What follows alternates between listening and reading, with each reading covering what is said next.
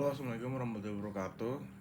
Saya Rajif Arka Hidayat dari Hukum Ketenaga Kerjaan kelas N, dan saya akan menceritakan kasus yang berjudul tentang kebebasan untuk berunding dan kewajiban untuk berunding. Di sini ada fakta kasusnya dulu. Ada hak buruh yang dilanggar oleh PT Megariama Sentosa, yaitu satu tidak adanya jaminan kesehatan bagi buruh dan keluarga. Yang kedua, tidak adanya jaminan pelaksanaan kebebasan berserikat dan menyampaikan pendapat. 3. Penerapan perjanjian kerja waktu tertentu yang bertentangan dengan UU nomor 13 tahun 2003. Dan 4. Tidak adanya alat pelindung diri. 5. Target produksi yang mengalami peningkatan diri hari ke hari, dan hal ini tidak manusiawi, terlebih peningkatan dari hari ke hari. Terlebih akhir-akhir ini, jika buruh yang tidak mencapai target mendapat sanksi dari pengusaha. 6. Tidak adanya fasilitas poliklinik dan musola sebagai sarana menjalankan ibadah.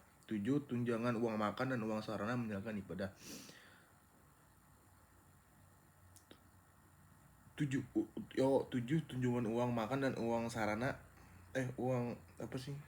Uang transportasi tidak memadai. 8. Pengusaha sering menjatuhkan surat peringatan tanpa kesalahan. 9. Tidak tersedianya air bersih di lingkungan perusahaan. Untuk memperjuangkan hak itu, dibentuklah Serikat Buruh tanggal 16 Maret 2008, yaitu Serikat Buruh Garmen, Tekstil dan Sepatu PT Megariama Sentosa dengan nomor registrasi 849 3S 4 2008, 15 Juli tahun 2008. Abidin, Ketua PT Megariama Sentosa, mendengar berita PHK itu, serentak 477 orang anggota PT itu mogok kerja pertama kali pada tanggal 15 sampai 17 Juli 2008, berarti 3 hari. Mogok kerja kedua tanggal 4 sampai 7 Agustus 4 hari tahun 2008. Tanggal 8 Agustusnya dikeluarkan surat PHK sepihak kepada 416 buruh karena telah melakukan pemogokan. Atas dasar surat PHK tersebut, buruh menggugat ke PHI Jakarta Pusat. Putusan PHI Jakarta Pusat nomor 68 PHIG 2008 ya. Dan ini ada ringkasan putusan pengadilannya. Pertama, ada satu, PHI Jakarta Pusat menyatakan hubungan kerja antara penggugat dan tergugat tidak pernah terputus. 2. Menghukum tergugat untuk mempekerjakan kembali para penggugat sesuai dengan kemampuannya, namun tidak berlaku bagi para penggugat yang terbukti telah mengundurkan diri sebelum putusan ini diucapkan. 3. Menghukum tergugat untuk membayar tunjangan hari raya tahun 2008 kepada para penggugat berdasarkan ketentuan pembayaran THR yang berlaku di perusahaan tergugat. 4. Menghukum tergugat untuk membayar upah para penggugat pada bulan Agustus 2008 terhitung sejak awal bulan Agustus 2008 hingga tergugat menyatakan para penggugat tidak memenuhi panggilan terakhir untuk bekerja. Dan kelima, memerintahkan tergugat untuk mengakui keberadaan Serikat Buruh Garmen Tekstil dan Sepatu, Gabungan Serikat Buruh Independen PT Megariama Sentosa, serta menjamin hak kebebasan menjalankan aktivitas serikat buruh di perusahaan tergugat sesuai dengan PKB yang berlaku di perusahaan tergugat periode 2008 sampai 2010 dan UU nomor 21 tahun 2000. Yang terakhir, membebankan biaya perkara ditanggungan oleh tergugat. Nah, itu ringkasan putusan pengadilannya. Dan di sini posisi kasus dalam hukum perburuan Indonesia. Kasus PT tersebut adalah perselisihan hak yang diikuti PHK. Buruh membentuk serikat buruh sebagai sarana berunding untuk menyelesaikan perselisihan hak. Konvensi nomor 87 tentang kebebasan berserikat dan perlindungan hak untuk berorganisasi. Perselisihan hak meliputi Jadi perselisihan hak itu ada banyak ya, yang meliputi dari satu nih, tidak adanya jaminan kesehatan bagi buruh dan keluarga, merupakan bentuk tidak diberikannya jaminan sosial tenaga kerja bagi buruh dan keluarganya.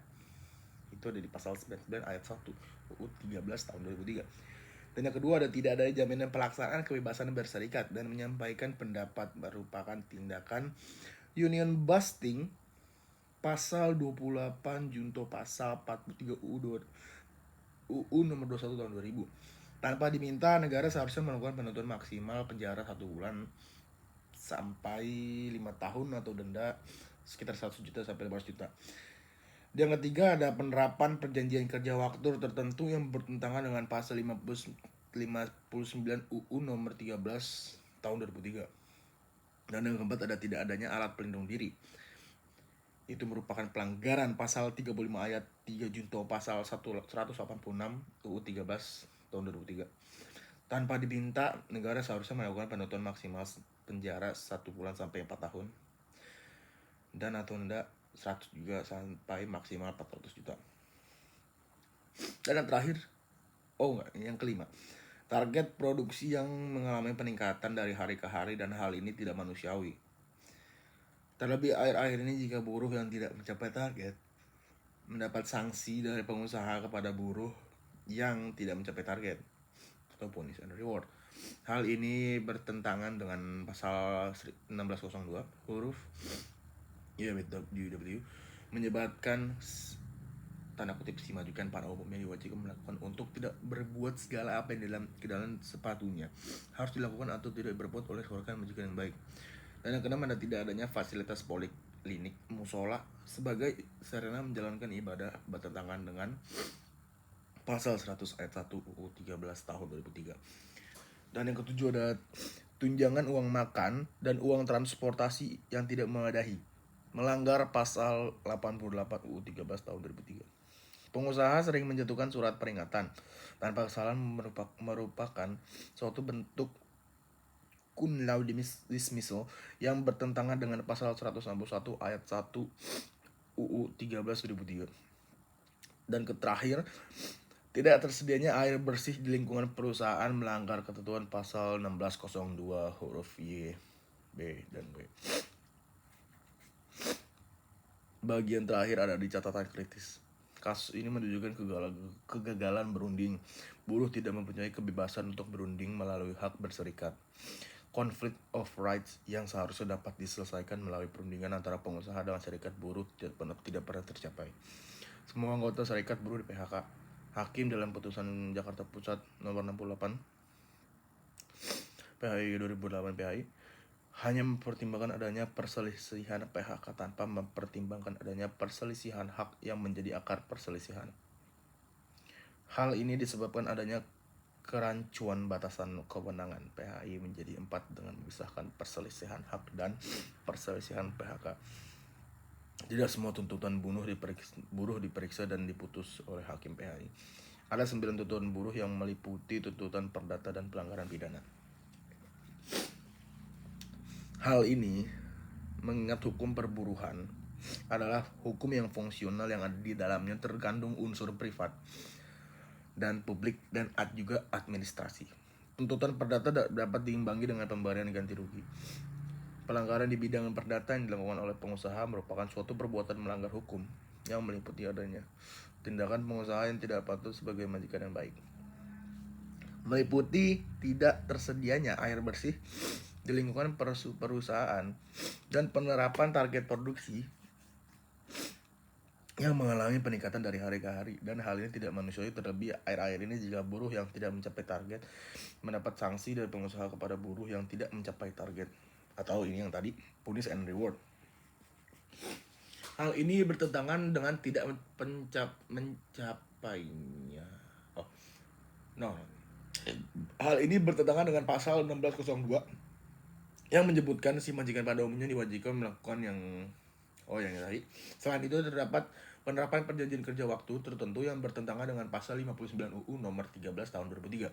Seharusnya PKWT itu adalah batal demi hukum dan buruhnya berubah status menjadi buruh tetap. Tuntutan perburuhan meliputi tidak adanya jaminan kesehatan bagi buruh dan keluarga, merupakan bentuk tidak diberikannya jaminan sosial tenaga kerja bagi buruh dan keluarganya. Pasal 99 ayat 1 UU 13 2003. Sayangnya tidak ada ketentuan sanksi apabila terjadi pelanggaran. Selain itu, dalam kasus ini juga terdapat pelanggaran di bidang hukum publik. Tidak adanya jaminan pelaksanaan kebebasan berserikat dan menyampaikan pendapat merupakan tindakan union busting atau pasal 28 junto pasal 43 UU 21 tahun 2000. Tanpa diminta, negara seharusnya melakukan penuntutan maksimal penjara 1 bulan sampai maksimal 5 tahun dan denda 100 juta sampai maksimal 500 juta. Tidak adanya alat pelindung diri merupakan pelanggaran pasal, yaitu pasal 35 ayat 3 junto pasal 186 UU 13 tahun 2003. Tanpa diminta, negara seharusnya melakukan penuntutan maksimal penjara 1 bulan sampai maksimal 4 tahun dan denda 100 juta sampai maksimal 400 juta. Sayangnya negara belum mengambil tindakan pengamanan dalam kasus union busting dan pelanggaran ketiga. Pegawai pengawas seharusnya dapat memberikan sanksi administrasi bagi pengusaha yang melanggar hak-hak normatif, yaitu pasal 160 UU 13 tahun 2003.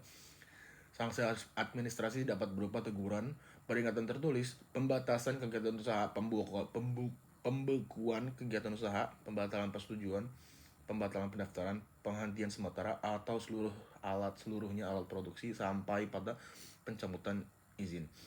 Sayangnya kewenangan pengawas tidak meliputi hal yang berkaitan dengan pelanggaran pasal 35 ayat 2 UU 13 tahun 2003. Putusan PHI Jakarta Pusat nomor 68 PHI 2009 PHI PT pun memenangkan buruh. PHK dinyatakan tidak sah dan semua buruh harus bekerja kembali sesuai kemampuan pengusaha. Putusan ini belum mempunyai kekuatan hukum tetap karena PT pun mengajukan kasasi ke MA dan PHK tidak sah dan mewajibkan pengusaha mempekerjakan kembali sesuai kemampuan adalah titik lemah dari putusan itu yang belum memberikan sanksi jika putusan tidak dilaksanakan. Fakta pengusaha tidak mempekerjakan kembali dan tidak memberikan hak buruh jika di PHK, pesangon, penghargaan masa kerja, dan penggantian hak. Buruh tidak mendapat ganti rugi dari adanya hak yang belum diberikan sampai saat ini. Sampai saat ini juga, proses peradilan di samping beberapa dari penggugat menarik diri dengan menerima pesangon dari pengusaha. Peran pemerintah dalam menangani kasus ini juga perlu dipertanyakan. Pemerintah dalam hal ini instansi terkuat mempunyai peran sentral dalam menyelesaikan kasus di tingkat tripartit. Pemerintah tidak punya posisi yang kuat karena pemerintah hanya dapat memberikan anjuran yang masih dapat ditolak oleh salah satu pihak. Kekuatan eksekusi hanya ada di pengadilan. Jika berbicara pengadilan, buruh akan sangat antipati terhadap pengadilan karena menurut buruh, pengadilan merupakan suatu lembaga yang tidak efektif dan efisiensi, terikat pada prosedur yang tidak ramah terhadap buruh. Sehingga walaupun putusan tersebut berpihak kepada buruh, belum tentu memberikan keadilan bagi buruh. Itu adalah kasus yang tentang kebebasan untuk berunding dan kewajiban untuk berunding. Dari saya Rajif Arka, mungkin sekian dari saya. Assalamualaikum warahmatullahi wabarakatuh.